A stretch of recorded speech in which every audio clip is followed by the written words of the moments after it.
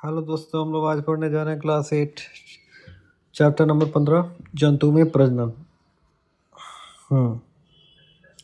देखिए इस चैप्टर में क्या क्या हम सीख सकते हैं।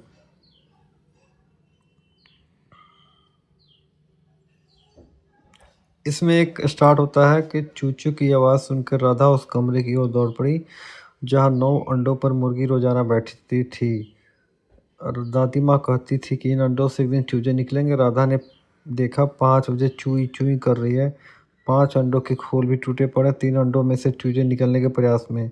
देखते ही देखते तीनों अंडे से एक एक चूजे बाहर निकल आए। शेष एक अंडे से चूजा निकलने की बहुत देर तक इंतजार करती रही, मतलब अंडा यूं ही पड़ा रहा, उससे कोई चूजा बाहर नहीं निकला। राधा सोचने लगी, आखिर इस एक अंडे से चूजा क्यों नहीं निकला? क्या सभी अंडों से चूजे नहीं निकलते? एक अंडे से केवल एक ही चूजा क्यों निकलता? क्या बिना अंडे के चूजे हो सकते हैं? क्या अंडों के लिए मुर्गी होना आवश्यक है? क्या एक मुर्गी कितना अंडा देती है? क्या चूजे अंडे दे सकते हैं? मुर्गी बच्चा क्यों नहीं देती? राधा और मुर्गी की दुनिया से बाहर निकलकर दूसरे जंतु के विषय में सोचने लगी। बकरियां बच्चे देती वे अंडे क्यों नहीं देती? सभी जंतु अंडे या बच्चे क्यों उत्पन्न करते? क्या मुर्गी के अंडे से बतख के हंस के चूजे निकल सकते हैं? अब जरा अभी सोचिए कि यदि बकरियां बच्चा देना बंद करे तो क्या होगा। क्रियाकलाप 1। अब हम समझ गए कि कुछ जंतु अंडे देते हैं, कुछ जंतु बच्चा पैदा करते हैं। हम दोनों प्रकार के जंतुओं की सूची बनाएंगे। देखिए, गाय बछड़ा बछिया को जन्म देती है। मछली के अंडों से मछली निकलती है। मनुष्य शिशु को जन्म देता है। पिछली कक्षा में आप पढ़ चुके हैं, जान चुके हैं। धान के बीज से धान, गेहूं के दाने से गेहूं, इस प्रकार की प्राप्त होते हैं। सजीवों में अपनी जैसी संतति उत्पन्न करने के लक्षण पाए जाते हैं। वे वंशवृद्धि, जाति की निरंतरता बनाए रखने के लिए सभी जीव एक विशेष क्रिया करते हैं, इसे प्रजनन कहते हैं। प्रजनन के दौरान संतान की उत्पत्ति होती है। जंतुओं के संतति अलग अलग नामों से जाने जाते हैं। क्या आप इनके नाम बता सकते हैं? कुत्ता का बच्चा को पिल्ला बोलते हैं, बिल्ली का बच्चा क्या बोलेंगे? इसी तरह सब जानवरों को बता सकते हैं। क्या बता सकते हैं इन जंतुओं से कि बच्चे किस प्रकार उत्पन्न होते हैं? इस बात का चर्चा आप अपने शिक्षक से कर सकते हैं। पौधे की तरह जंतुओं में ही प्रजनन की 2 विधियां हैं, अलैंगिक प्रजनन और लैंगिक प्रजनन। अलैंगिक प्रजनन क्या होता है? आज पिछली कक्षा में लेयरिंग और कलमी विधि द्वारा नए पौधों की उत्पत्ति के प्रक्रम को समझ चुके हैं। अब हम लोग जंतुओं में बिना जनन अंग के प्रजनन की विधि समझेंगे। किस प्रकार सूक्ष्मजीव अपने अकेले अपनी संतति उत्पन्न करते हैं? क्या इस प्रकार के सूक्ष्म जंतुओं के नाम बता सकते हैं? परिपक्व हाइड्रा के शरीर में एक या अधिक उभार दिखाई देती है। यह मुकुल है। मुकुल विकसित हुआ संतति होता है। परिपक्व होकर जनक हाइड्रा से विलग हो जाता है और विलग होकर मुकुल नवजात हाइड्रा का रूप लेता है। इस प्रकार अपनी जाति की निरंतरता बनाए रखने के लिए एक ही जनक द्वारा प्रजनन की क्रिया संपन्न होती है। इस क्रिया में किसी प्रजनन अंग की आवश्यकता नहीं पड़ती। अलैंगिक प्रजनन की यह एक विधि मुकुलन कहलाती है।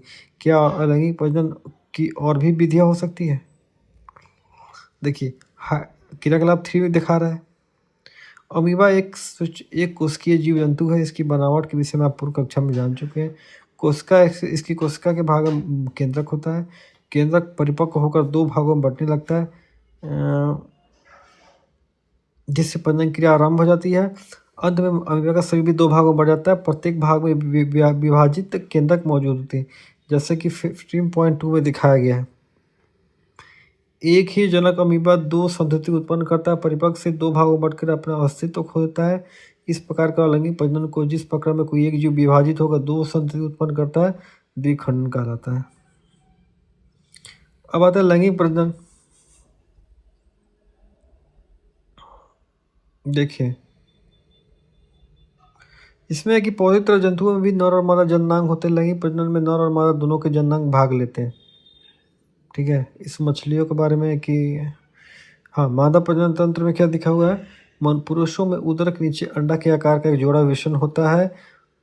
इसको टेस्टिस इंग्लिश में बोलते हैं। जो नर युग्मक अर्थात शुक्राणु उत्पन्न करता है, इससे जुड़ी हुई एक जोड़ा शुक्र नलिका होती है, जिससे शुक्राणु गति करता हुआ शिश्न के माध्यम से बाहर निकलता है।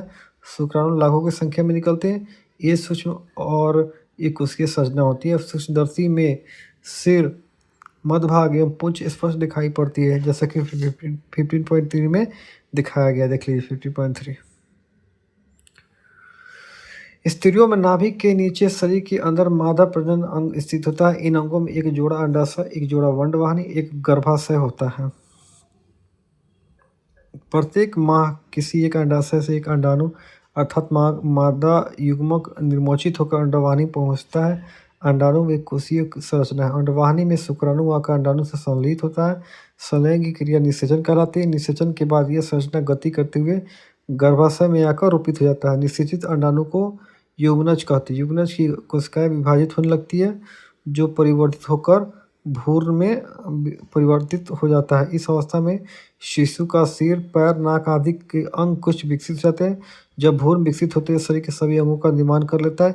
यह अवस्था गर्भ कहलाता है। गर्भ का विकास पूरा होने पर माता शिशु को जन्म देती है। पिक्चर में आप देख सकते हो कि दोनों पुरुष और मेल देखिए शुक्राणु और अंडाणु ये दोनों मिला जायगोट में, तो निषेचन हुआ, फिर भ्रूण बना, फिर गर्भ बना, फिर गर्भ से बचाया। नवजात शिशु का जन्म नर और मादा के युग्मकों के संलयन के फलस्वरूप होता है, जिस कारण शिशुओं में मादा और माता पिता दोनों के लक्षण पाए जाते हैं। देखिए, निषेचन की क्रिया जब माता शरीर के अंदर होती है तो निषेचन आंतरिक निषेचन कहलाता है। जब निषेचन शरीर के बाहर होने पर बाहर निषेचन कहलाता है।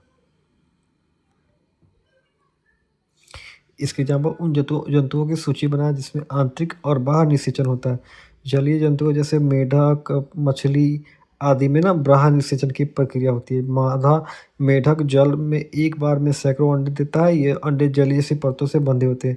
मादा जैसे अंडे देती है उसी समय नर मेढक शुक्राणुओं को जल में छिड़क देता है। शुक्राणु तैरते हुए अंडों में जा मिलते हैं।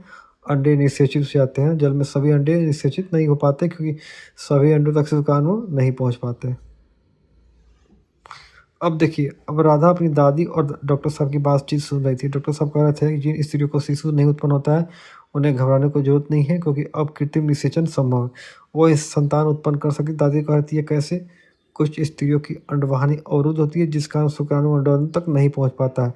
फलस्वरूप अंडाणु निषेचित नहीं हो पाता। परिणाम स्वरूप इस प्रकार की स्त्रियां शिशु को जन्म नहीं दे पाती। इन स्त्रियों को समाज और परिवार के लोग ना हेय दृष्टि से देखते हैं, बांझ कहते हैं। अंडवाहिनी का अवरोध होने की स्थिति में डॉक्टर ताज़ा अंडाणु और शुक्राणु एकत्रित करके उचित माध्यम में कुछ समय के लिए एक साथ रखते हैं ताकि शरीर से बाहर कृत्रिम निषेचन हो सके। निषेचन हो जाने पर युग्मनज को लगभग 1 सप्ताह तक विकसित किया जाता है। इसके बाद माता के गर्भाशय में निरूपित कर दिया जाता है जहाँ पूर्ण विकास होता है। शिशु का जन्म समान शिशु की तरह होता है। इस तकनीक से जन्मे शिशु को प्रखनली शिशु कहते हैं। यह इसका मिथ्या नाम है क्योंकि वास्तव में शिशु का विकास प्रखनली में नहीं होता बल्कि संतान चाहने वाली माँ के गर्भाशय में होता है।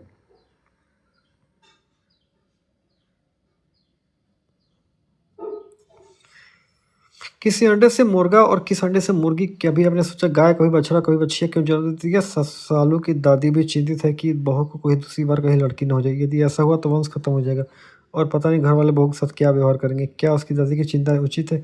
आइए हम जानने के प्रयास करें। गर्भ के अंदर शिशु का लिंग का निर्धारण कैसे होता है? दरअसल निषेचित अंडाणु युग्मज में शिशु के लिंग निर्धारण का संदेश होता है। मनुष्य के प्रत्येक कोशिका में 30 जोड़ा यानी 46 गुणसूत्र होते हैं जिनमें 22 जोड़े और 44 गुणसूत्र पुरुष और महिला में समान प्रकृति के होते हैं। संतति में रंग, लंबाई, शारीरिक बनावट के लिए उत्तरदायी होते हैं। 23वां जोड़ा होता है ना, 2 गुणसूत्र इनसे भिन्न प्रकृति के होते हैं। ये गुणसूत्र पुरुष में XY और स्त्री में XX के रूप में जाने जाते हैं। यही गुणसूत्र लिंग निर्धारण के लिए उत्तरदायी है। शुक्राणु में X और Y 2 प्रकार के लिंग गुणसूत्र होते हैं जबकि अंडाणु में केवल X प्रकार के ही गुणसूत्र होते हैं।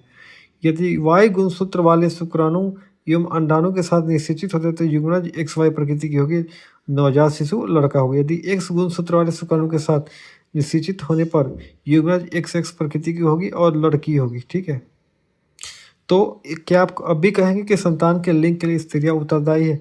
किसी को पुत्र धन की प्राप्ति नहीं होने पर स्त्रियों को दोषी ठहराना कहाँ तक उचित है? चर्चा कीजिए। ठीक है, नया शब्द बना है ये सब।